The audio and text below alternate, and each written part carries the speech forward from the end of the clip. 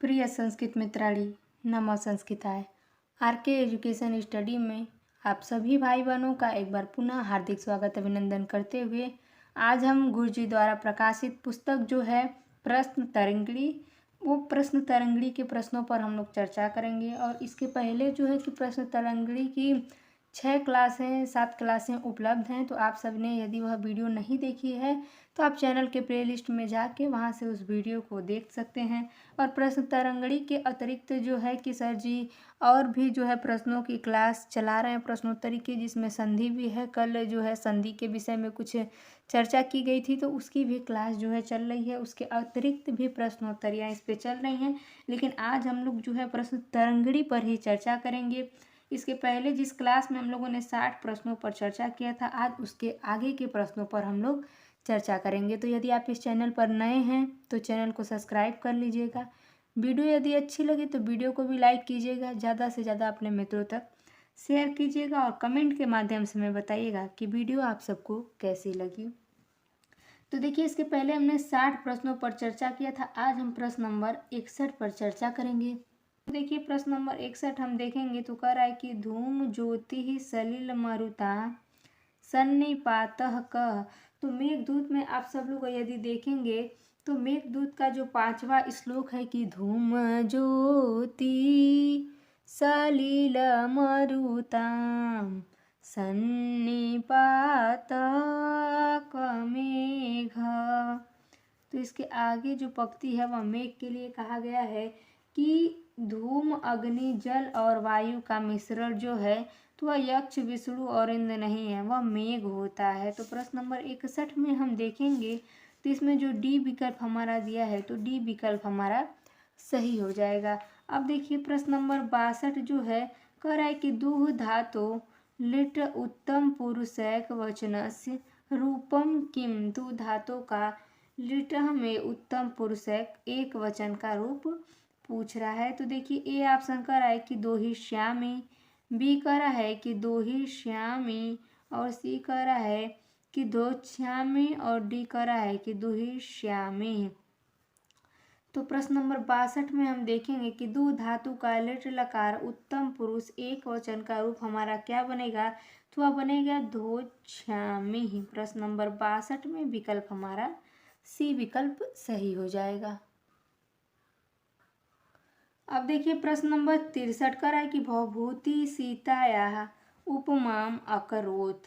Option A दिया है कि करुणस्य मूर्तिरिव, बी करुणस्य शिरीड़िव, सी का है कि विरह व्यथेव, और डी का है कि उपर्युक्तम सर्वम अपि। तो 63 नंबर प्रश्न में हम देखेंगे कि भवभूति सीतायाः उपमाम, तो करुणस्य मूर्तिरिव भी होगा, करुणस्य शरीरिव भी होगा और विरह व्यथेय भी होगा। अर्थात जो डी ऑप्शन है हमारा उपयुक्तम सर्वम अपि, यानी उपयुक्त सभी विकल्प सही हैं। प्रश्न नंबर 63 में विकल्प हमारा डी सही हो जाएगा।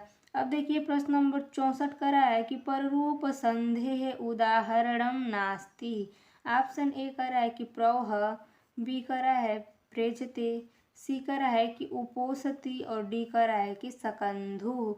तो पररूप संदेह उदाहरणम नास्ति यानी कि नहीं है। यहाँ देखिए, अस्ति नहीं नास्ति है।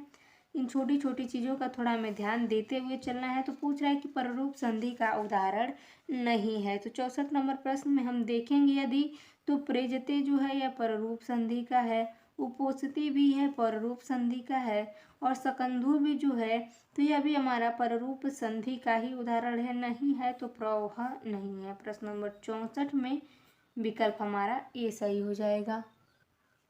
अब देखिए, प्रश्न नंबर 65 का है कि अहम ताम दृष्टवान, यानी मैंने उसे देखा। इतस्य वाक्यस्य वाच्य परिवर्तनम कुरुत।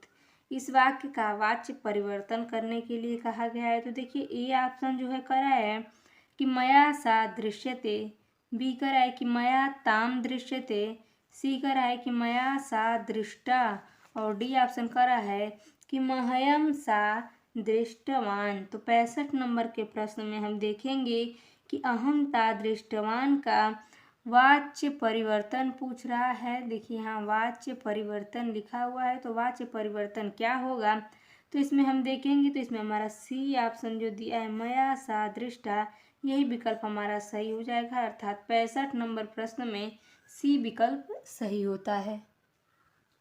अब देखिए हम देखते हैं प्रश्न नंबर 66 कर आए कि आरंभ गुर्वी छैड़ी क्रमेण लध्वी पुरा वृद्धि मुपैति पश्चात दिनस्य पूर्वार्ध परार्ध भिन्नाः छाएव मैत्री खल सज्जना नाम अस्मिन् श्लोके किम छंदः प्रयुक्तम।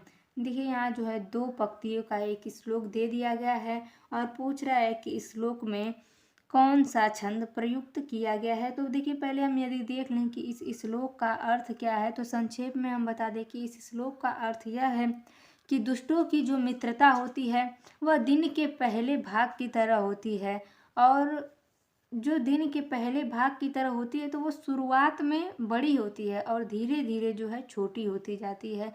परंतु जो सज्जनों की मित्रता होती है वह दिन के दूसरे भाग की तरह होती है, जो शुरुआत में तो छोटी होती है लेकिन धीरे धीरे जो है बड़ी होती जाती है। और देखिए मित्रता जो है किसी भी इंसान के जीवन में, मित्रता ही एकमात्र ऐसा संबंध है जो इंसान को जीवन यानी कि जन्म से प्राप्त नहीं होता है। उसके अलावा जब आप इस दुनिया में आते हैं तभी से आपको माँ बाबा और जो है दादा दादी और इसके अलावा मौसी मामा चाचा जितने भी रिश्ते होते हैं सभी रिश्ते जो हैं मिल जाते हैं। परंतु मित्र जो होता है या आप स्वयं बनाते हैं या आपका कर्म, आपका व्यवहार, आपका स्वभाव जो होता है उस पर जो है कि यह निर्धारित करता है कि आपका मित्र हैं, कितने मित्र हैं, कैसे मित्र हैं और किस प्रकार के आप भी मित्र हैं। मित्रता ही एकमात्र ऐसा जो है संबंध होता है। और देखिए यह जो श्लोक हमारा है यह नीति शतकम से लिया गया है, और नीति शतकम जो कि भर्तृहरि जी की रचना है,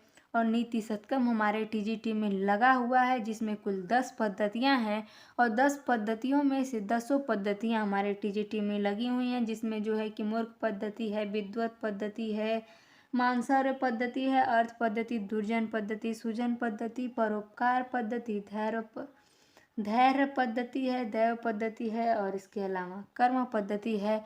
और जितनी भी 10 पद्धतियां हैं इसमें जैसे जैसे बारी बारी से पद्धतियां आई गई हैं और उसमें उसकी महानता को कवि जी ने बताया है। और नीति शतक में कुल 111 श्लोक बताए जाते हैं। तो देखिए यह श्लोक भी हमारा नीति शतक में से ही एक है, और इसमें पूछा गया है कि किस छंद का प्रयोग इसमें किया गया है। तो प्रश्न नंबर 66 में हम देखेंगे तो इसमें उपजाति छंद है। देखिए नीति शतक जो है यह एक मुक्तक काव्य है, इसमें किसी श्लोक का किसी श्लोक से कोई लेना देना नहीं होता है। एक श्लोक स्वयं में जो है वह परिपूर्ण होता है। तो जितने भी श्लोक हैं अलग अलग छंदों में मुक्तक काव्य होने के कारण निबद्ध हैं। तो इसमें हम देखेंगे तो इसमें उपजाति छंद है। प्रश्न नंबर 66 में विकल्प हमारा डी सही हो जाता है। अब देखिए प्रश्न नंबर 67 करा है कि नवंचनीय प्रभवोनुजीवी भी। जितने भी लोग मूल पाठ का वाचन किए होंगे पढ़ने मात्र से ही समझ जाएंगे कि यह जो पंक्ति है यह किस ग्रंथ से उद्धृत है। तो देखिए करा है कि इति किम वाच्यम भवितु महर्ति। तो देखिए ऑप्शन ए करा है कि कर्मवाच्यम, बी करा है कि किरातार्जुनीयस्य इत्यस्य, सी करा है कि भाववाच्यम, और डी करा है कि कर्तृवाच्यम।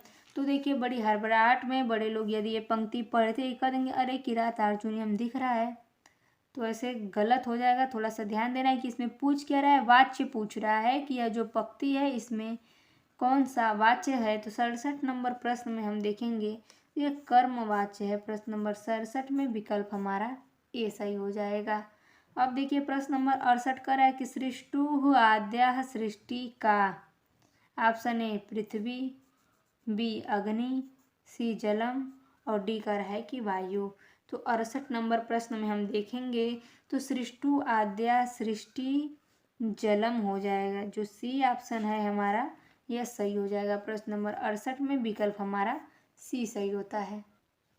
अब देखिए प्रश्न नंबर 69 कह रहे हैं कि निम्नलिखितेषु शुद्धम रूपम किम। यहाँ देखिए शुद्धम लिखा हुआ है, शुद्धम रूपम किम। ऑप्शन ए वर्षा, बी अक्षत, सी लाजः, डी दाराः।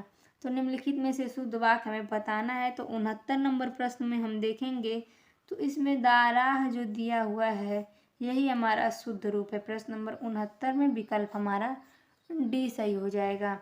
अब देखिए प्रश्न नंबर 70 कर आए कि दम्भोली घटितेयम रसनाया दारुण दानवो दंतु दारिणे न धीर्यते यम पंक्ति कुतः उद्धृता। यह जो पंक्ति है कहाँ से उद्धृत है। देखिए 4 विकल्प दे दिया है। शिवराज विजय, सुकनाशोपदेशतः, नीति शतकतः और डी कर है कि उत्तराम चरिततः।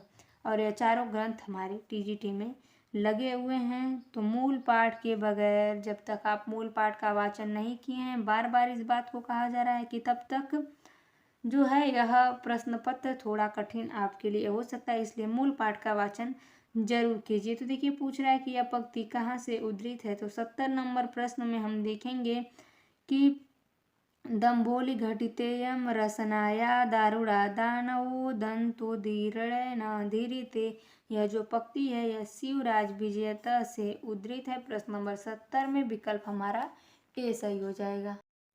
अब देखिए प्रश्न नंबर 71 का है कि भवभूते मूल नामाशीत। Option A Neelkanth, B Shripati, C Shrikanth और डी का है कि उम्बेगः। तो 71 नंबर जो प्रश्न है उसमें हम देखेंगे कि भवभूति का पूछ रहा है कि मूल नामाशीत। 71 नंबर प्रश्न में जो सी ऑप्शन हमारा दिया है कि श्रीकंठ, यही ऑप्शन हमारा सही हो जाएगा। और जो ए ऑप्शन दिया है कि नीलकंठ, तो नीलकंठ जो है वह भवभूति के पिताजी होते हैं और श्रीपति का ऑप्शन नहीं मिलता है, तो यह ऑप्शन कट जाएगा। और जो श्रीकंठ है यही भवभूति का मूल नाम होता है। और जो चौथा ऑप्शन हमारा दिया है कि उम्बेगः, तो उम्बेग जो है यह भवभूति का ही नाम है, परंतु यह दार्शनिक नाम होता है उनका। देखिए मूल नामों में जो है श्रीकंठ मिलता है और भट्ट श्रीकंठ मिलता है। और यदि दार्शनिक नाम पूछ दे कि भवभूति जी का दार्शनिक नाम, तो दार्शनिक नामों में उदुम्बर मिलता है, उम्बिकाचार्य मिलता है और उम्बेग मिलता है। यानी कि 3 इनके दार्शनिक नाम मिलते हैं और 2 इनके मूल नाम मिलते हैं और एक नाम इनका है ही कि भवभूति। तो कुल मिला जुला कर इनके 6 नाम हो जाते हैं। तो देखिए 71 नंबर प्रश्न में हम देखेंगे कि मूल नाम पूछा है, तो सी ऑप्शन हमारा सही हो जाएगा। अब देखिए प्रश्न नंबर 72 कह रहा है कि चर प्रत्याहारे वर्णा भवन्ति। चर प्रत्याहार में वर्ण होते हैं। ऑप्शन ए कह रहा है कि स श स, बी कह रहा है कि स ह और सी कह रहा है कि च त प स स और डी कह रहा है कि च ट त क प श श। तो 72 नंबर प्रश्न में हम देखेंगे कि चर प्रत्याहार के अंतर्गत जो हमारे वर्ण आते हैं, तो जो हमारा डी ऑप्शन दिया हुआ है कि च ट त क प स। तो यह जो है हमारे चर प्रत्याहार के अंतर्गत आते हैं। प्रश्न नंबर 72 में विकल्प हमारा डी सही हो जाएगा। अब देखिए प्रश्न नंबर 73 कह रहा है कि लक्ष्मी मदः भवति। लक्ष्मी का मद होता है। ऑप्शन ए मदिरा पानमेव, बी अंतिमावस्थायामपि न नश्यति, सी विषपानमेव और डी कह रहे हैं कि शीघ्र विनाशितमेव। तो 73 नंबर प्रश्न में हम देखेंगे तो जो लक्ष्मी मद है यह हमारे कादम्बरी का जो सुकनाश उपदेश है, सुकनाश उपदेश से यह लिया गया है। और इसमें हम देखेंगे 73 में तो जो बी ऑप्शन है हमारा सही हो जाएगा कि अंतिम अवस्थायाम अपि न नश्यन्ति। प्रश्न नंबर 73 में विकल्प हमारा बी सही हो जाएगा। अब देखिए प्रश्न नंबर 74 कह रहा है कि द्विमुनि इत्यत्र कः समासः विद्यते। ऑप्शन ए अव्ययी भाव, बी कह रहा है कि द्विगु समास, सी कह रहा है तत्पुरुष समास और डी ऑप्शन कह रहा है कि बहुब्रीहि समास। तो द्विमुनि में हम देखेंगे कि इसमें कौन सा समास है। तो द्विमुनि में हमारा अव्ययी भाव समास हो जाएगा। प्रश्न नंबर 74 में विकल्प हमारा ए सही हो जाएगा। अब देखिए प्रश्न नंबर 75 का है कि 2 बालक जाते हैं। इत्यस्य वाक्यस्य अनुवादम भवितुमर्हति। ऑप्शन ए बालकौ गच्छतः, बी द्वौ बालकौ गच्छतः, सी बालकद्वयं गच्छति और डी करा है कि उपर्युक्तम सर्वम।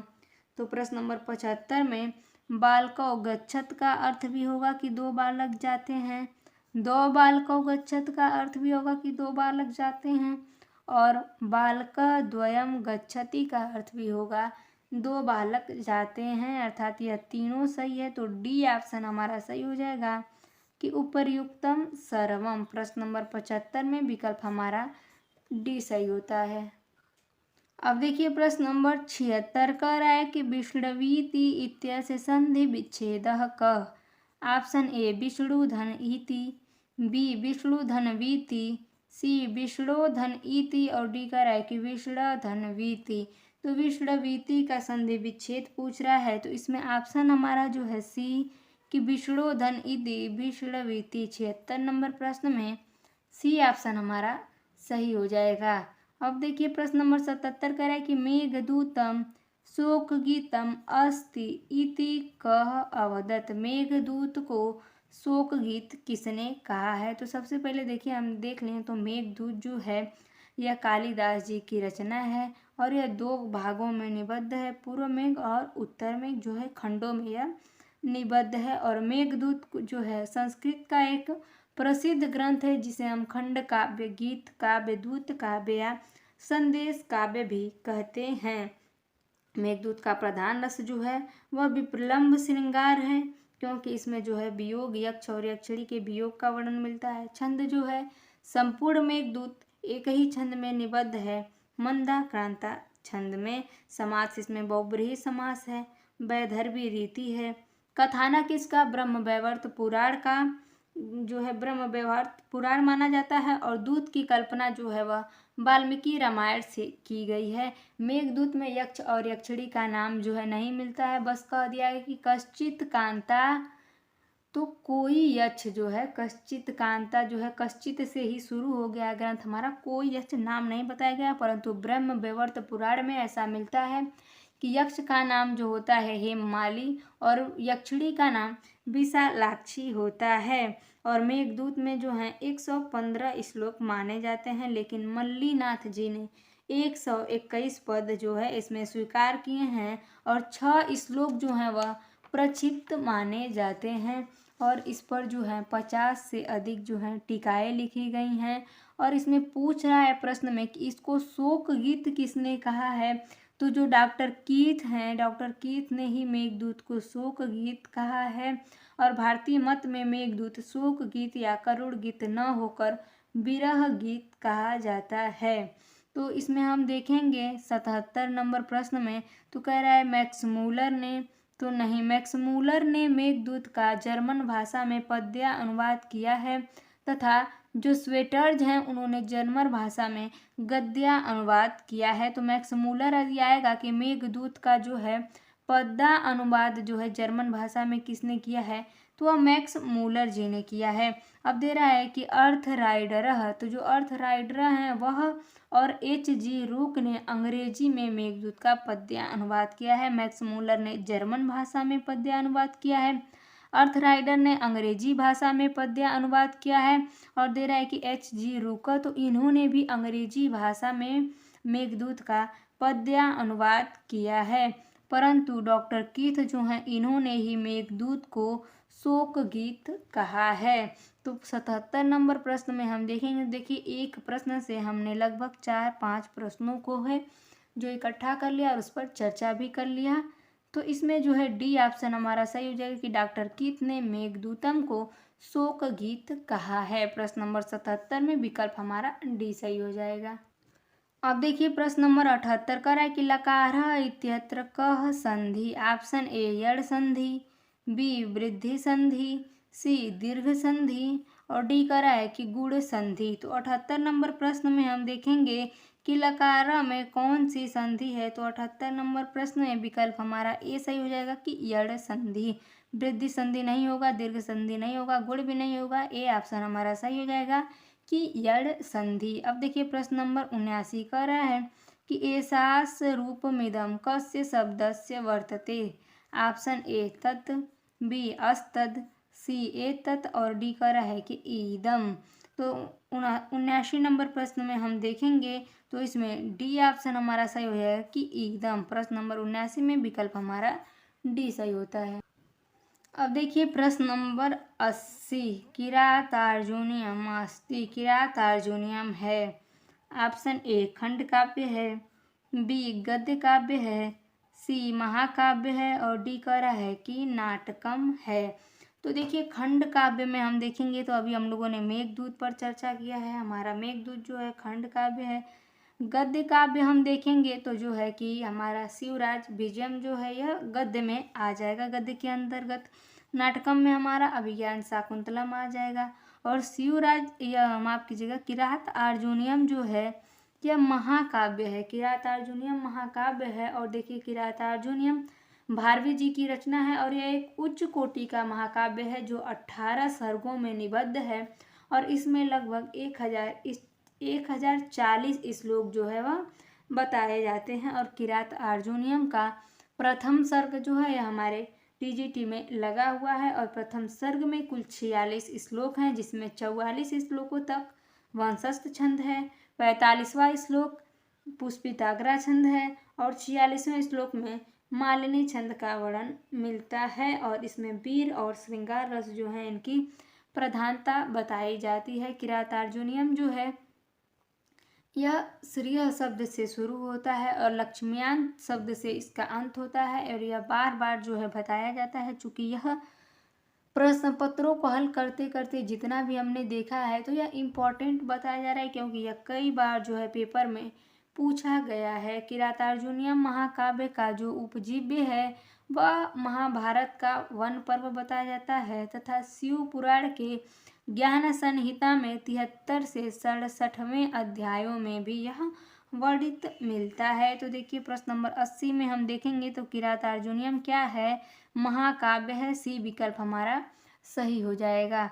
अब देखिए प्रश्न नंबर 81 कह रहा है कि भर्तृहरे रचना नास्ति, पूछ रहा है कि भर्तृहरि की रचना नहीं है। ऑप्शन ए कह रहा है कि श्रृंगार शतकम, बी कह रहा है कि दृष्टांत शतकम, सी कह रहा है नीति शतकम और डी कह रहा है कि वैराग्य शतकम।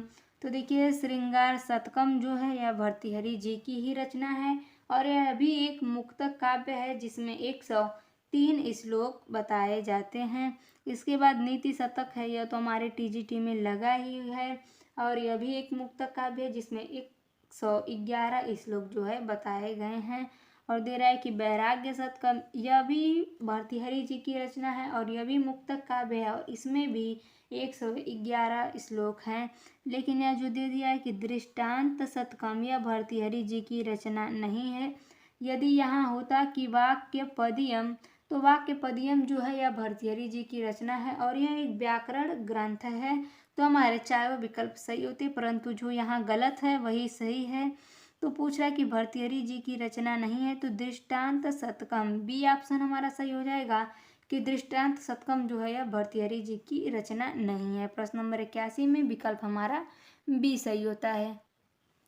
अब देखिए प्रश्न नंबर 82 कह रहा है कि सखी प्रकृति वक्रः स कस्यानुनयम प्रतिगृह्यति कस्या उक्ति, यह उक्ति किसकी है। चार विकल्प हमारे पास दे दिया है कि ए कह रहा है अनसुईया की, बी कह रहा है कि प्रियंवदा की, सी कह रहा है कि उभयो यानी दोनों और डी कह रहा है कि गौतम्या। तो प्रश्न नंबर जो है 82 में हम देखेंगे कि यह उक्ति जो है सखी प्रकृति वक्र स कस्यानुनयम प्रतिगृह्यति, यह जो उक्ति है यह प्रियंवदा की उक्ति है। प्रश्न नंबर 82 में विकल्प हमारा बी सही हो जाएगा। अब देखिए प्रश्न नंबर 83 कह रहा है कि प्रवृत्ति सारा खलु मादृशाम गिरह, अत्र गिरह पदे का विभक्ति किंच वचनम, जो गिरह पद जो है यह दिया है गिरह, तो इस गिरह पद में कौन सी विभक्ति और कौन सा वचन है।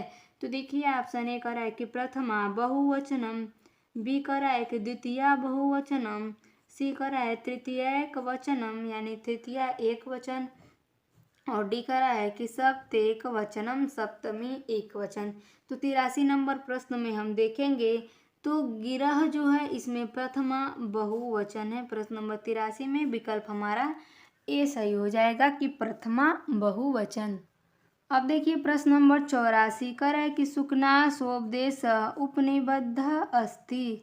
ऑप्शन ए कर है कि कादम्बरी पूर्वार्धे, बी कर है कि कादम्बरी उत्तरार्धे, सी कर है कि कादम्बरी कथामुखे और डी कर है कि न कुत्रपि। सुकनास उपदेशो निबद्ध है कादम्बरी के पूर्व भाग में, कादम्बरी के उत्तर भाग में, कादम्बरी कथामुख में या इनमें से कोई नहीं। तो देखिए सबसे पहले देख लें हम कादम्बरी, तो यह जो है कथा काव्य है और उपजीव्य जो है इसका गुणाढ़ की बृहद कथा बताया जाता है। और कादम्बरी के जो लेखक हैं वह हमारे कवि बाणभट्ट जी हैं। और कादम्बरी जो है यह 2 भागों में निबद्ध है, दे ही दिया है कि पूर्वार्ध है और उत्तरार्ध है, यानी पूर्व भाग और उत्तर भाग। लेकिन जो कादम्बरी है, कादम्बरी के जो रचयिता हैं तो इस 2 भाग है, तो इसका जो पहला भाग है पूर्व भाग, तो पूर्व भाग जो है यह बाणभट्ट जी द्वारा रचित है, परंतु उत्तर भाग जो है यह बाणभट्ट जी के पुत्र पुलिन भट्ट या भूषण भट्ट द्वारा रचित माना जाता है। और यह जो सुकनासो उपदेश बताया जा रहा है, यह सुकनासो उपदेश कादम्बरी के पूर्व भाग का हिस्सा है। और कादम्बरी में जो है लगभग 20 श्लोक जो है इसके प्रारंभ में बताए जाते हैं। और कादम्बरी जो है इसमें प्रेम कथा का जो है वर्णन मिलता है, गुण माधुर्य है और रीति इसमें पांचाली रीति इसकी बताई गई है। और देखिए इसमें पूछा है कि सुकनासो उपदेश वर्णित है, तो वह कादम्बरी के पूर्व भाग में उद्धृत है और इसके जो रचयिता हैं वह बाणभट्ट जी हैं। तो 84 नंबर प्रश्न में हम देखेंगे तो इसमें ए ऑप्शन हमारा सही हो जाएगी कि कादम्बरी पूर्वार्धे। अब देखिए प्रश्न नंबर 85 कर रहा है कि सर्वनाम स्थान संज्ञकाः प्रत्यया कति। सर्वनाम स्थान संज्ञकाः प्रत्यया कति, इसमें जो देखिए प्रत्यय पूछ रहा है तो कौन है, तो सप्त, चत्वार, नव, पंच, कितने प्रत्यय हैं। तो प्रश्न नंबर 85 में हम देखेंगे तो इसमें डी ऑप्शन हमारा सही हो जाएगा कि 5। प्रश्न नंबर 85 में विकल्प हमारा डी सही हो जाएगा कि 5। अब देखिए प्रश्न नंबर 86 कर है कि सर्व शब्दस्य स्त्रीलिंगे द्वितीया बहुवचने रूपम भवति। सर्व शब्द का स्त्रीलिंग में द्वितीया बहुवचन का रूप होगा। ऑप्शन ए सर्वान, बी सर्वा, सी सर्वाणी और डी करा है कि सर्वे। तो प्रश्न नंबर जो है 86 में हम देखेंगे तो इसमें बी ऑप्शन हमारा सही हो जाएगा कि सर्वा। पहला तो हो जाएगा सर्वे और बी हो जाएगा सर्वा, यह जो है द्वितीय बहुवचन का रूप हो जाएगा। प्रश्न नंबर 86 में विकल्प हमारा बी सही हो जाएगा। अब देखिए प्रश्न नंबर 87 का है कि प्रकृत कृपणा चेतना चेतनेषु एतादृशा कस्य स्वभाव। तो देखिए मेघदूत में एक श्लोक है, श्लोक नंबर 5, और उसकी यह अंतिम पंक्ति है कि कामार्ता ही प्रकृत कृपणा चेतना चेतनेषु। जो कामातुर व्यक्ति होता है वह चेतन और अचेतन में भेद नहीं कर पाता है। जैसे कि हमारा यक्ष है वह कामातुर हो चुका है, वह चेतन और अचेतन में जो है भेद नहीं कर पा रहा है। तो वहीं यहाँ पूछ रहे हैं गुरु जी की प्रकृत कृपणा चेतना चेतनेषु एतादृशा कस्य स्वभाव। चेतन और अचेतन में भेद नहीं कर पाने वाला यह स्वभाव किसका होता है। तो मूढ़ जना नाम मूढ़ जनों का होता है, नहीं। विद्व जना नाम विद्वानों को होता है, नहीं। राज्ञाम राजाओं का होता है, नहीं। कामार्ता नाम यानी कामातुर व्यक्तियों का होता है। यह चेतन और अचेतन में भेद नहीं कर पाते हैं और यही कारण होता है कि जो यक्ष होता है वह चेतन और अचेतन में भेद न कर पाने के कारण अपना संदेश जो है वह मेघ से कहता है कि हे मेघ तुम मेरा संदेश मेरी प्रियतमा तक पहुँचा दो। जबकि देखिए मेघ जो है उस श्लोक में बताया गया है कि धूम ज्योति सलिल मरुताम सन्निपातः क्व मेघम, कि धुएं ज्योति अग्नि वायु से बना हुआ मेघ कहाँ संदेश को ले जा सकता है। जबकि संदेश जो है कि कहने और ले जाने के लिए कुशल व्यक्ति जो बोल सकता है, आपकी बातों को, आपकी भावनाओं को समझ सकता है, कह सकता है, सुन सकता है, एक अच्छी ज्ञानेंद्रियों वाले व्यक्ति का होना जरूरी है। परंतु जो यक्ष होता है या कामातुर हो गया होता है, यह चेतन और अचेतन में भेद नहीं कर पाता है। इस कारण जो है यह मेघ से अपने संदेश को कहता है और उसे अपना संदेश ले जाने की याचना करता है। तो 87 नंबर प्रश्न में हम देखेंगे तो इसमें डी ऑप्शन हमारा सही हो जाएगा कि प्रकृति कृपणा चेतना चेतने तो का मारता नाम। प्रश्न नंबर 87 में विकल्प हमारा डी सही हो जाएगा। अब देखिए प्रश्न नंबर 88 कह रहा है कि स्त्रीणामाद्यम प्रणयवचनम विभ्रमो ही प्रियेषु। जो स्त्रियां होती हैं, महिलाएं होती हैं, उनका पहला प्रणय वचन जो होता है प्रियजनों में भ्रम होता है। अस्या पंक्त वर्णम वर्तते। इस पंक्ति में किसका वर्णन है? ऑप्शन ए कह रहा है कि रेवाया, बी कह रहा है कि निर्विंध्याया, सी कह रहा है कि गंभीराया और डी कह रहा है कि सिप्राया। तो 88 नंबर प्रश्न में हम देखेंगे कि जो यह पंक्ति है इसमें किसका वर्णन होता है? तो निर्विंध्या का वर्णन होता है कि स्त्रीणामाद्य प्रणयवचनम। 88 नंबर प्रश्न में विकल्प हमारा बी सही हो जाएगा। अब देखिए प्रश्न नंबर 89 कह रहा है कि ऋत्यकः इत्यनेन सूत्रेण किम सिद्धीयति। ऑप्शन ए ब्रह्मश्री, बी ब्रह्मा ऋषि, सी आर्षत और डी कह रहा है कि उपयुक्तम सर्वम। तो ऋत्यका इत्येन सूत्रेण किम सिद्ध्यति। तो 89 नंबर प्रश्न में जो है उसमें बी विकल्प हमारा से हो जाएगा कि ब्रह्मा ऋषि ही। प्रश्न नंबर 89 में विकल्प हमारा बी सही होता है। अब हम देखते हैं प्रश्न नंबर 90 कह रहा है कि अभिज्ञान शाकुंतले दुर्वाससः शापः कस्य उदाहरणं भवति। ऑप्शन ए प्रवेशकस्य, चूलिकाया, विष्कंभकस्य और अंकवातरस्य।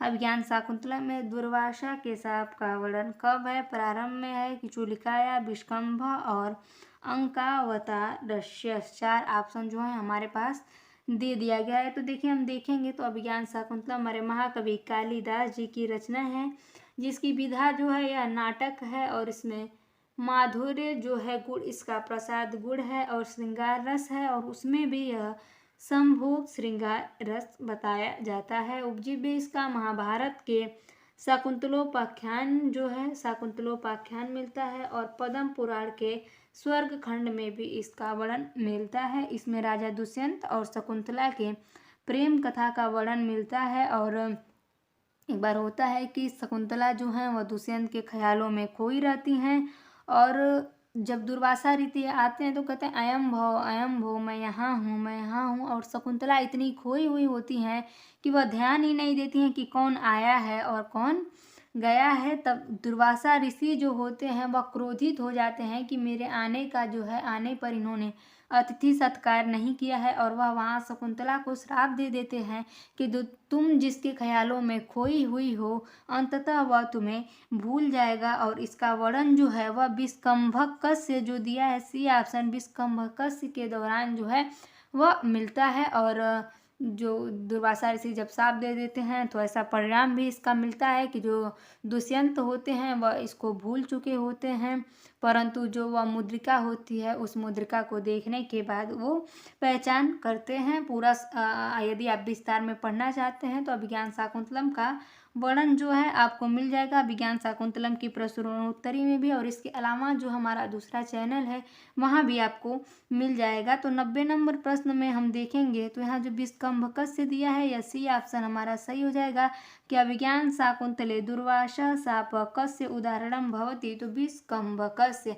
तो देखिए प्रश्न नंबर 91 कह रहा है कि स्वानुभूतेक मानाय नमः शांताय तेजसे अत्र तेजसे इत्यत्र का विभक्ति। यहाँ जो है तेजसे में विभक्ति पूछ रहा है और यह पंक्ति हम देखेंगे तो यह नीति शतक का जो मंगलाचरण है एकदम शुरुआत में आप लोग चले जाएंगे। मंगलाचरण जो है कि दिक्कालाद अनवंचिन्ना अनन चिन्मात्र मूर्तये स्वानुभूतेक मानाय नमः शांताय तेजसे। तो यह जो है कि नीति शतक के मंगलाचरण की जो है यह दूसरी पंक्ति है। उस मंगलाचरण में बताया गया है कि दिशा और काल आदि द्वारा अपरिमेय अनंत तथा ज्ञानमय स्वरूप वाले केवल निजी अनुभव द्वारा जानने योग्य शांत एवं ज्योति स्वरूप ब्रह्मा को मैं नमस्कार करता हूँ। इसमें कबीर जी ब्रह्मा जी को नमस्कार कर रहे हैं और उनका जो है विशेषण देते हुए बता रहे हैं। तो देखिए इस प्रश्न में क्या पूछा है कि तेज से इत्यत्र का विभक्ति, तेज से में कौन सी विभक्ति है। यहाँ देखिए विभक्ति पूछ रहा है, यहाँ जो दिया है हमारा तेज से, तो इसमें हम देखेंगे कि कौन सी विभक्ति है। तो देखिए ए ऑप्शन हमारा दे दिया है कि प्रथमा, बी दे दिया है कि द्वितीया, सी कह रहा है चतुर्थी और डी कह रहा है कि तृतीया।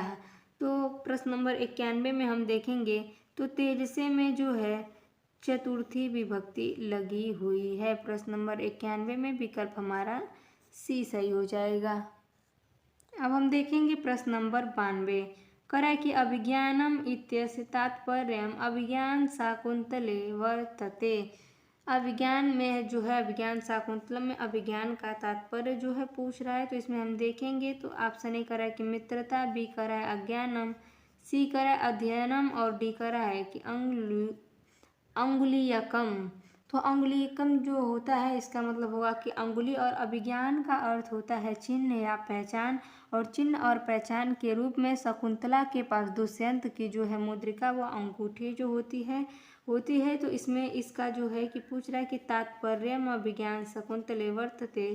तो डी ऑप्शन हमारा सही हो जाएगा कि अंगुलीयकम। प्रश्न नंबर 92 में विकल्प हमारा डी सही होता है। अब हम प्रश्न नंबर 93 को देखेंगे कि पितृशब्दस्य शुद्धम रूपम किम। ऑप्शन ए पितृन, बी पितृड़ा, सी पितृण और डी पित्यस।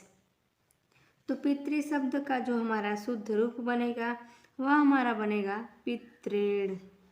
प्रश्न नंबर 93 में विकल्प हमारा सी सही हो जाएगा। अब देखिए प्रश्न नंबर 94 में पूछ रहे हैं कि हरये इत्यस्मिन् पदे क संधि।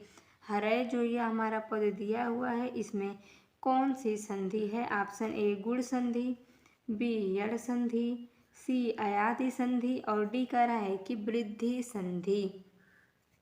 तो हरय में हम लोग देखेंगे तो इसमें जो है हमारी अयादि संधि हुई है। प्रश्न नंबर जो हमारा 94 है, हरय इतस्मिन् पदे क संधि, तो अयादि संधि, गुण यड़ और वृद्धि नहीं होगा। प्रश्न नंबर 94 में विकल्प हमारा सी सही हो जाएगा।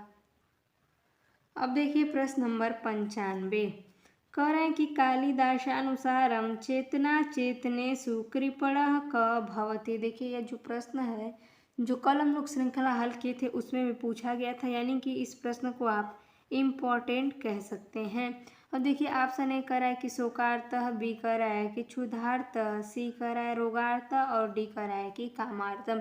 तो यदि आप मूल ग्रंथ का वाचन किए होंगे तो आपको ज्ञात होगा कि एक श्लोक है कि कामार्ता ही प्रकृत कृपणा चेतना चेतनेषु।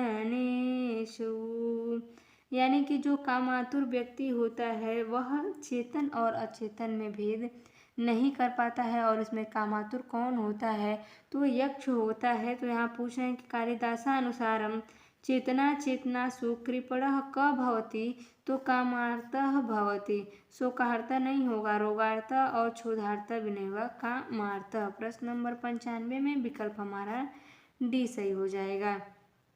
अब हम देखेंगे प्रश्न नंबर 96 को। 96 नंबर प्रश्न में पूछा जा रहा है कि बाणभट्ट से निवास स्थानम अस्ति। बाणभट्ट का निवास स्थान है। ऑप्शन ए कह रहा है कि प्रतिकूटे, बी कह रहा है कि चित्रकूटे, सी कह रहा है आम्रकूटे और डी कह रहा है कि साकेते। तो देखिए बाणभट्ट के बारे में यदि हम बात करें थोड़ी सी, तो बाणभट्ट जो है इनके पिता का जो नाम होता है वह चित्रभानु होता है और इनकी माता का नाम होता है राजदेवी। गुरु के नाम इनका भरभू या भत्सु भी मिलता है। पितामह का नाम इनके अर्थपति होता है। पुत्र का नाम इनके भूषण भट्ट या पुलिंद भट्ट होता है। आश्रयदाता इनके सम्राट हर्षवर्धन जो है वह माने जाते हैं और इनका समय 7वीं शताब्दी का पूर्वार्ध बताया जाता है। अब बात करें इनके निवास स्थान की, तो इनका निवास स्थान जो है सोन नदी के पास प्रतिकूट नामक जो ग्राम होता है उसे बताया जाता है और इसे वर्तमान में शाहाबाद के नाम से जानते हैं, जो बिहार के आरा जिले में पड़ता है। प्रतिकूट इसे वर्तमान में शाहा जिले के नाम से जानते हैं। तो 96 नंबर जो हमारा प्रश्न है इसमें ए ऑप्शन हमारा सही हो जाएगा कि प्रतिकूटे। प्रश्न नंबर 96 में विकल्प हमारा ए सही होता है। अब देखिए प्रश्न नंबर 97 पूछ रहे हैं कि अभिज्ञान शाकुंतलस्य कथा महाभारतस्य कस्मिन् पर्वणि प्राप्यते। अभिज्ञान शाकुंतलम की कथा महाभारत के किस पर्व से प्राप्त है। तो देखिए ऑप्शन ए करा है कि वन पर्वणि, बी करा है कि सभा पर्वणि, सी करा है कि आदि पर्वणि और डी करा है कि शांति पर्वणि। तो देखिए 97 नंबर प्रश्न कह रहा है कि अभिज्ञान शाकुंतलम की कथा महाभारत के किस पर्व से जो है प्राप्त हुई है। तो 4 ऑप्शन हमारे पास दे ही दिया है कि वन पर्व, सभा पर्व, आदि पर्व और शांति पर्व। तो जो अभिज्ञान शाकुंतलम है यह हमें आदि पर्व से जो है प्राप्त हुआ है। प्रश्न नंबर 97 जो है इसमें विकल्प हमारा सी सही हो जाएगा। अब देखिए प्रश्न नंबर 98 कह रहा है कि पुराणेषु मेघदूतस्य बिरही यक्षस्य किम नामोपलब्धे। पुराणों में मेघदूत में जो बिरही यक्ष है उसका कौन सा नाम उपलब्ध है। ऑप्शन ए करा है कि राजवाहन, बी करा है कि हेममाली, सी करा है कुमारगुप्त और डी करा है कि सातवाहन। देखिए मेघदूत जो है यह कवि कालिदास जी की रचना है, 2 भागों में विभक्त है, पूर्व मेघ और उत्तर मेघ, और संपूर्ण मेघदूत एक ही छंद में निबद्ध है, मंदाक्रांता छंद में। और मेघदूत में यक्ष और यक्षिणी में किसी का भी नाम नहीं लिया गया है। कश्चित से यह ग्रंथ शुरू हो जाता है कि कश्चित कांता विरह गुरुणाम, यानी कोई यक्ष।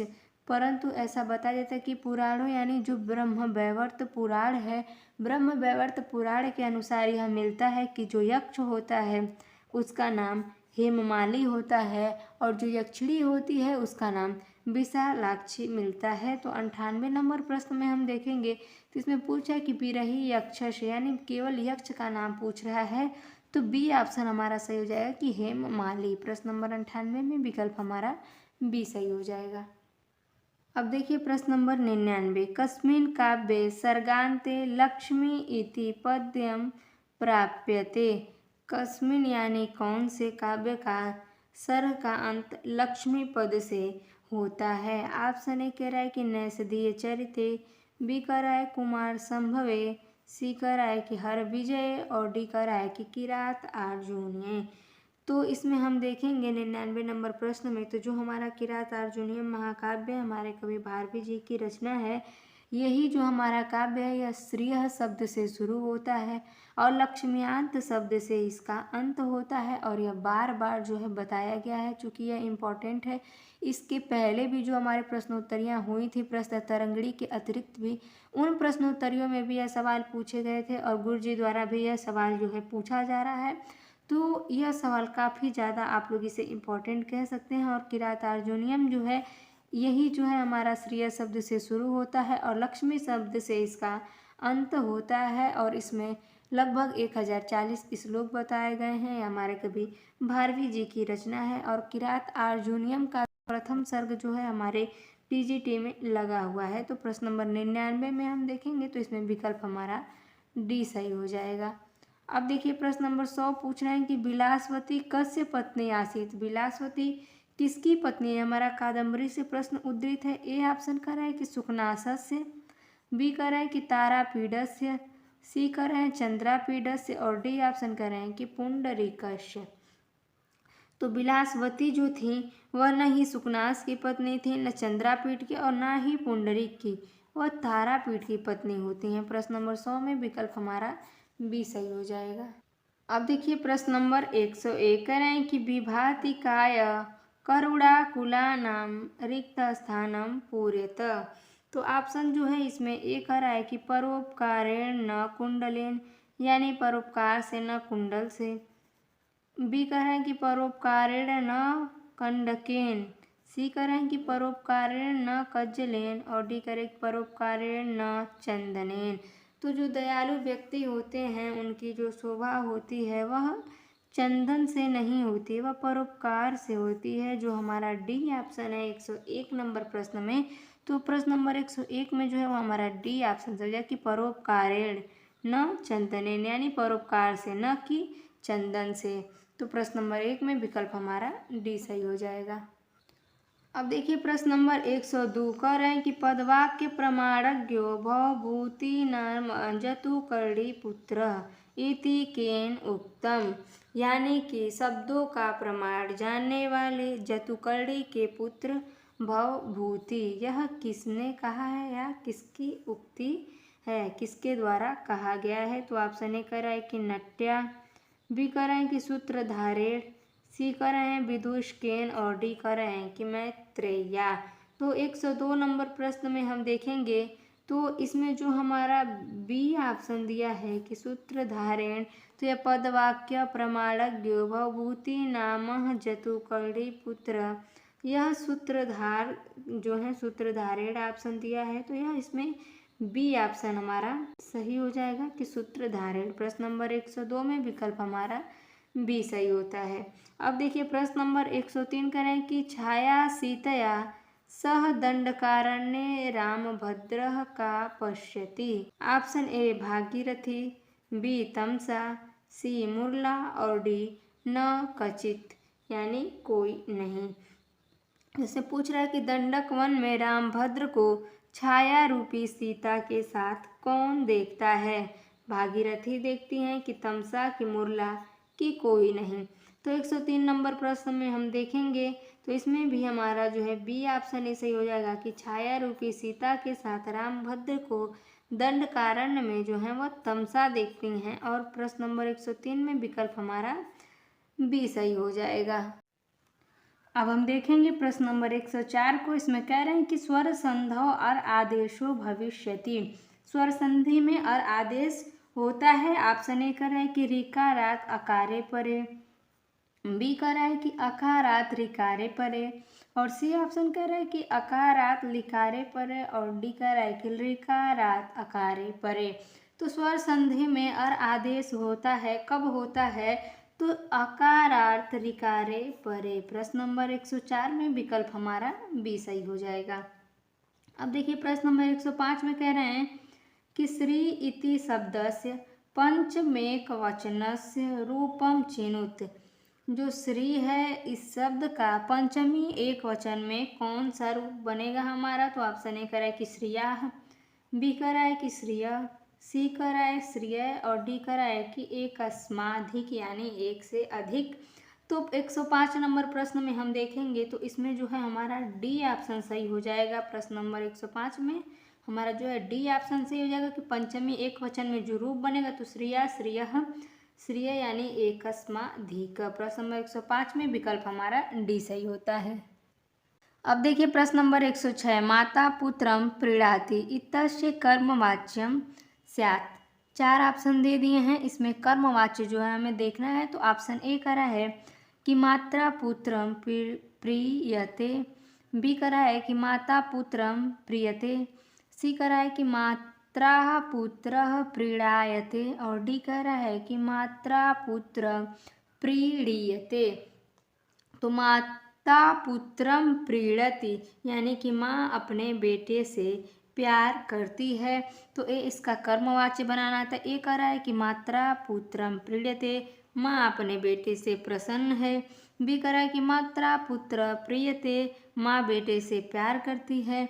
सी कह रहा है कि मात्रा पुत्र प्रीणायते यानी माँ बेटे को प्रसन्न करती है, और डी कह रहा है कि मात्रा पुत्र प्रीणीयते, माँ पुत्र से प्रसन्न होती है। तो इसका जो है हमें कर्मवाच्य बनाना है। तो 106 नंबर प्रश्न में हम देखेंगे तो बी ऑप्शन हमारा सही हो जाएगा कि माँ बेटे से प्यार करती है, माता पुत्र प्रीयते। प्रश्न नंबर 106 में विकल्प हमारा बी सही हो जाएगा। अब देखिए प्रश्न नंबर 107 107 नंबर का प्रश्न करा है कि उचितम संख्या पदम चित्वा वाक्यानि पूरयत, यानी जो संख्या पद हमारा दिया है कि दो दे द्यो द्वयाभ्याम, इस संख्या पद को चुन के ये जो खाली स्थान है इसमें भरना है। तो देखिए कह रहे हैं कि डॉट डॉट डॉट बालिकायो भ्रातरः कुत्र सन्ति। ऑप्शन ए करा है कि दो, बी करा द्वे, सी करा द्यो और डी करा है कि द्वयाभ्याम। तो 107 नंबर प्रश्न में हम देखेंगे तो इसमें हमारा सी ऑप्शन सही हो जाएगा कि द्यो बालिकयो भ्रातरः कुत्र सन्ति, दो बालिकों के जो हैं भाई कहाँ हैं। प्रश्न नंबर 107 में विकल्प हमारा सी सही हो जाएगा। अब देखिए प्रश्न नंबर 108 कह रहे हैं कि तस्मिनाद्रौ कतिचिद बला विप्रयुक्त सकामी। यह हमारा मेघदूत का श्लोक है, मंदाक्रांता छंद में निबद्ध है। यहाँ पूछा जा रहा है कि अत्र अद्र पदयश अर्थः वर्तते। यहाँ जो अद्र पद दिया है इसका अर्थ क्या होगा। ऑप्शन ए कर रहा है कि पर्वते, बी कर रहा है मेघे, सी कर रहा है मार्गे और डी कर रहा है कि नद्याम।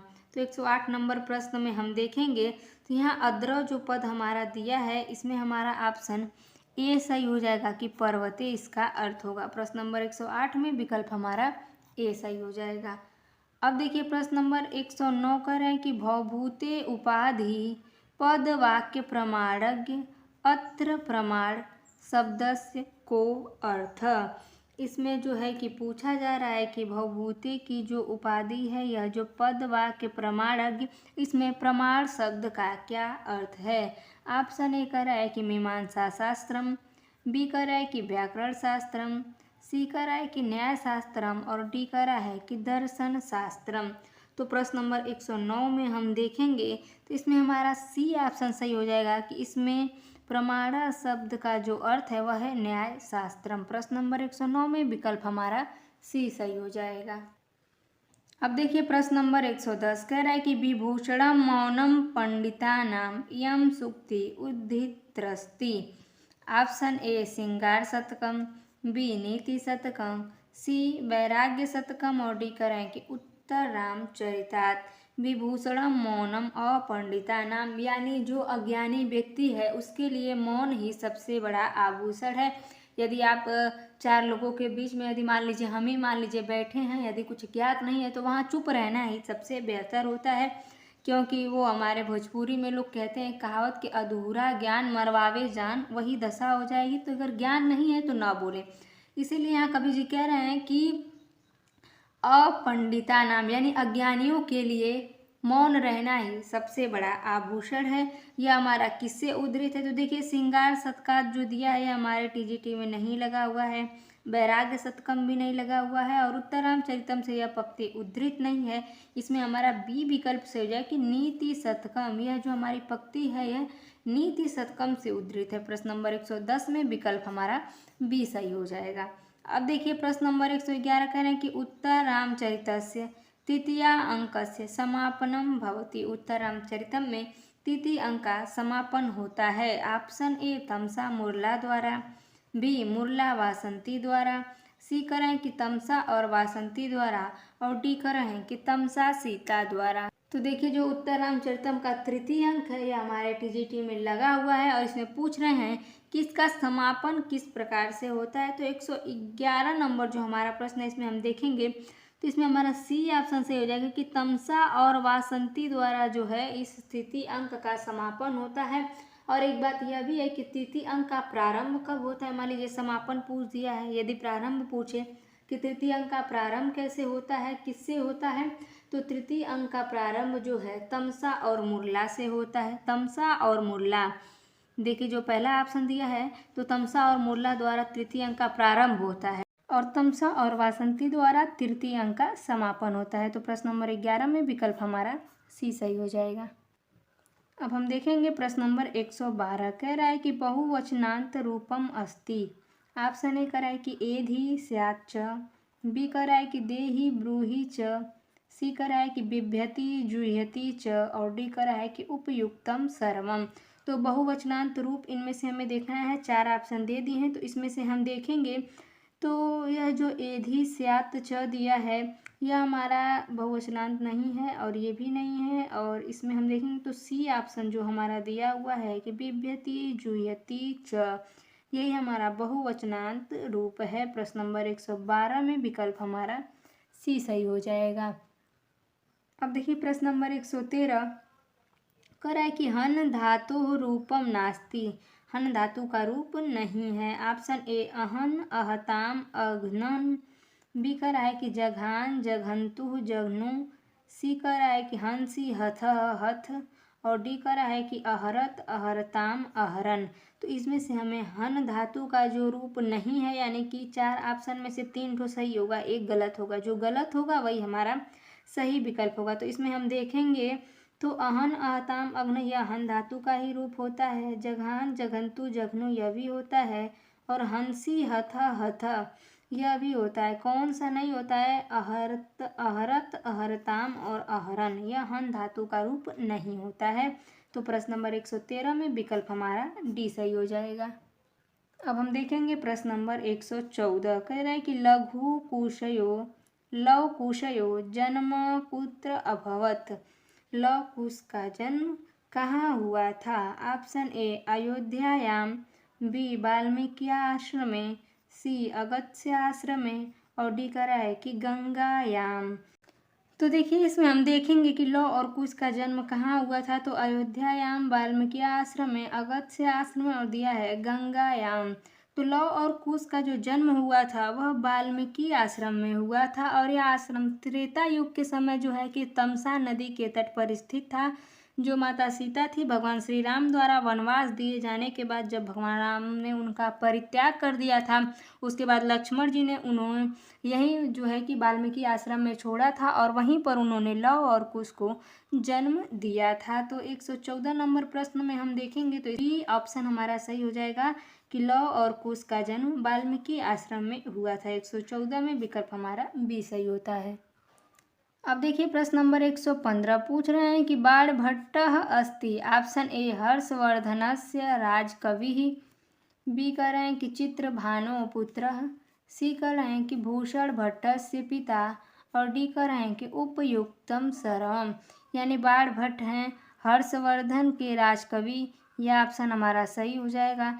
चित्रभानु पुत्र यानी चित्रभानु के पुत्र, यह भी ऑप्शन हमारा सही है। भूषण भट्टस्य पिता यानी कि भूषण भट्ट के पिता, यह भी ऑप्शन हमारा सही है। तो जब तीनों सही है तो हमारा डी विकल्प सही हो जाएगा कि उपयुक्तम सर्वम, यानी कि उपयुक्त सभी सही हैं। यह जो है कि हर्षवर्धन के राजकवि भी थे, और इनके पिता का नाम चित्रभानु भी था, और इनके पुत्र भूषण भट्ट थे। तो 115 नंबर प्रश्न में विकल्प हमारा डी सही हो जाएगा। अब देखिए प्रश्न नंबर 116 का है कि रघुवंशी राजकुमारेषु कह ज्येष्ठ, रघुवंशी राजकुमारों में कौन ज्येष्ठ है? ऑप्शन ए लवः, बी करें कुशः, सी चंद्रकेतु, और डी करें हैं कि पुष्कर। तो प्रश्न नंबर 116 में हम देखेंगे जो विकल्प है वो हमारा बी सही हो जाएगा कि कुश। लव और कुश में जो है कि रघुवंशी राजाओं में जो लव और कुश होते हैं इनमें से कुश जो हैं वह बड़े होते हैं, चंद्रकेतु जो हैं वो लक्ष्मण के पुत्र होते हैं तो वह छोटे होते हैं, लव भी छोटे होते हैं, कुश जो होते हैं वह बड़े होते हैं। प्रश्न नंबर 116 में विकल्प हमारा बी सही हो। प्रश्न नंबर 117 पूछ रहे हैं कि किम शुद्धम वाक्यम, शुद्ध वाक्य कौन सा है? ऑप्शन ए कृष्णः त्वं च लिखतः, बी सा त्वमः च हसतः, सी सह त्वमः च पठामः, और डी उपयुक्तम सर्वम शुद्धम, यानी कि उपयुक्त सभी शुद्ध हैं। तो 117 नंबर प्रश्न में हम देखेंगे तो इसमें बी ऑप्शन जो है यह हमारा सही है कि सा त्वमः च हसत। प्रश्न नंबर 117 में विकल्प हमारा बी सही हो जाएगा।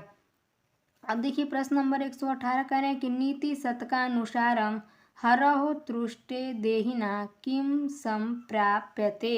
ऑप्शन ए कह रहे हैं कि वंचकः परिजन, बी क्लेशम क्लेशम मनः, सी विद्यावदातम मुखम, और डी उपर्युक्तम सर्वम। तो प्रश्न नंबर 118 में हम देखेंगे कि नीति शतक का अनुसार हरौ तृष्टे देहिना किम श्रम पश्यते, तो विद्यावदातम मुखम। प्रश्न नंबर 118 में विकल्प हमारा सी सही हो जाएगा। अब हम देखेंगे प्रश्न नंबर 119 कह रहे हैं कि सा माँ पश्यति कर्मवाच्ये परिवर्तय। तो इसमें जो है कर्मवाच्य में इसको हमें परिवर्तन करना है। सा माँ पश्यति जो है विकल्प हमारा दे दिया है 4 ठो। तो इसमें हम देखेंगे कि वह मुझे देखती है। ऑप्शन ए कराए कि तया अहम दृश्यते, बी कराए कि तया अहम पश्यते, सी कराए कि तया अहम पश्ये और डी कराए कि तया अहम दृश्ये। तो प्रश्न नंबर 119 में हम देखेंगे तो इसमें जो विकल्प हमारा डी दिया है कि तया अहम दृश्यते वह सा माँ पश्यति का कर्मवाच्य का रूप होगा। प्रश्न नंबर 119 में विकल्प हमारा डी सही हो जाएगा। अब देखिए प्रश्न नंबर 120 में पूछ रहा है कि किम शुद्धम रूपम वर्तते। कौन सा इसमें शुद्ध रूप है? ऑप्शन ए षणाम, बी षड़वती, सी द्वयमपि शुद्धम यानी दोनों शुद्ध हैं और डी न किमप्य शुद्धम यानी कोई भी शुद्ध नहीं है। तो 120 नंबर प्रश्न में हम देखेंगे तो इसमें डी ऑप्शन हमारा सही हो जाएगा कि इसमें से कोई भी शुद्ध नहीं है, न षडाम है न षड़वती और ना ही यह दोनों। तो विकल्प हमारा डी सही हो जाएगा कि न किमप्य शुद्धम। प्रश्न नंबर 120 में ऑप्शन हमारा डी सही होता है। अब हम देखेंगे प्रश्न नंबर 121 करें कि इतम भूत लक्षणे इत्यस्य उदाहरणं नास्ति। ऑप्शन ए पत्न्या गृहस्थ, बी हलेन कृषकः, सी कराए कि वेशेण साधु और डी कराए कि गोत्रेण गार्ग्यः। तो इतम भूत लक्षणे इत्यस्य उदाहरणं नास्ति, इसमें पूछ रहा है कि उदाहरण नहीं है। तो 121 नंबर प्रश्न में हम देखेंगे तो पत्न्या गृहस्थ यह इतम भूत लक्षणे उदाहरण है, यह भी है और यह भी है नहीं है। तो डी ऑप्शन जो हमारा दिया है कि गोत्रेण गार्ग्य यह इतम भूत लक्षणे का उदाहरण नहीं है। प्रश्न नंबर 121 में विकल्प हमारा डी सही हो जाएगा। अब हम बात करते हैं प्रश्न नंबर 122 कह रहे कि द्विगु समासः नास्ति। ऑप्शन ए द्वित्रा पंचसा द्वादश, बी पंचगंगम द्विमुनम सप्तगंगम, सी दशानन पंचानन चतुरानन और डी उपर्युक्तेषु एकाश्मधिकः यानी उपर्युक्त में एक से अधिक। तो 122 नंबर प्रश्न में हम देखेंगे कि द्विगु समास का उदाहरण नहीं है। तो जो ये 3 ऑप्शन दे दिए हैं इनमें से जो है द्वित्रा पंचसा द्वादश पंचगंगम द्विमुनय सप्तगंगम दशानन पंचानन और चतुरानन, इनमें से हमें बताना है कि द्विगु समास का उदाहरण नहीं है। तो इनमें कई ऐसे हैं जो द्विगु समास के उदाहरण नहीं है। तो डी विकल्प हमारा सही हो जाएगा कि उपयुक्तेषु एकस्माधिक यानी उपयुक्त में एक से अधिक। 122 नंबर प्रश्न में विकल्प हमारा डी सही हो जाएगा। अब हम देखेंगे प्रश्न नंबर 123 कह रहे हैं कि शुद्धम वाक्यम चिनुत। शुद्ध वाक्य चुनिए। ऑप्शन ए बालकः कन्दुकं क्रीडति, बी बालकः कन्दुकेन क्रीडति, सी बालकः कन्दुकः क्रीडति और डी उपर्युक्तेषु एकस्माधिक उपयुक्त में एक से अधिक। तो 123 नंबर प्रश्न में हम देखेंगे कि इसमें से शुद्ध वाक्य कौन सा है। तो शुद्ध वाक्य होगा हमारा बालकः कन्दुकेन क्रीडति। 123 नंबर प्रश्न में विकल्प जो है वह हमारा बी विकल्प सही हो जाएगा। अब हम देखेंगे प्रश्न नंबर 124 कह रहे हैं कि नीलम उत्पलम नीलोत्पलम इत्यत्र समासः वर्तते। जो नीलोत्पलम है इसमें कौन सा समास है? ऑप्शन ए करें कि विशेषण पूर्व पद कर्मधार है, बी उपमान पूर्व पद कर्मधार है और सी उपमानोत्तर पद कर्मधार है और डी विशेषणोभय पद कर्मधार है। तो कर्मधारय समास ही है, लेकिन इसमें से भी कौन सा है या पूछा जा रहा है। तो देखिए 124 में हम देखेंगे कि नीलम उत्पलम जो है बराबर नीलोत्पलम, इसमें कौन सा जो है समास है। तो इसमें हमारा विशेषण पूर्व पद कर्मधारय समास होगा। 124 नंबर प्रश्न में विकल्प हमारा ए सही हो जाएगा। अब हम देखेंगे प्रश्न नंबर 125। तो मित्रों आज की हमारी श्रृंखला का अंतिम प्रश्न होगा। ये क्या कह रहा है कि 501 संख्या या कृते किम शुद्धम। 501 जो संख्या है तो इसमें इसका जो देखिए संस्कृत में लिख दिया है कौन सा इसमें से सही है। तो देखिए ऑप्शन ए करा है कि एकाधिकम पंचशतम, बी एकोत्तरम पंचशतम, सी एकोन पंचशतम और डी एकोत्तर पंचशतम। तो 501 का जो है संख्या या कृते किम शुद्धम, इसमें हमें जो है शुद्ध बताना है। इसमें तो हम देखेंगे कि 501 का जो संस्कृत रूप होगा वह हमारा होगा एकोन पंचशतम। प्रश्न नंबर 125 में विकल्प जो है वह हमारा सी सही हो जाएगा। तो मित्रों, आज की हमारी क्लास आपको कैसी लगी आप कमेंट के माध्यम से हमें ज़रूर बताइएगा, और अगर अच्छी लग गई हो स्वयं को तो आप अपने मित्रों तक ज़्यादा से ज़्यादा शेयर कीजिएगा। हमारा बस एक ही लक्ष्य है कि आपकी सफलता में एक कदम हमारा भी हो, इससे अधिक और कुछ नहीं। तो प्रयास हमारा, सफलता आपकी। और आप यदि हमारे इस चैनल पर नए हैं तो चैनल को सब्सक्राइब भी कर लीजिएगा। प्रतिदिन इस चैनल से एक एक वीडियो जो है आप तक हमारे माध्यम से पहुंचाई जाती है। तो आप चैनल पर नए हैं तो सब्सक्राइब कर लीजिएगा। वीडियो अच्छी लगी हो तो लाइक भी कीजिएगा, और कमेंट के माध्यम से बताइएगा जरूर। आपका जो भी कमेंट होगा, पॉजिटिव नेगेटिव सभी कमेंट के जो हैं उत्तर दिए जाते हैं। ऐसा नहीं है कि कमेंट देखने के बाद कोई रिप्लाई ना किया जाता हो। तो आप अपना सजेशन भी हमें दे सकते हैं, इसके लिए हम आपका आभार व्यक्त करते हैं। मिलते हैं अब इसी के अगले पार्ट में, तब तक के लिए नमः संस्कृताय।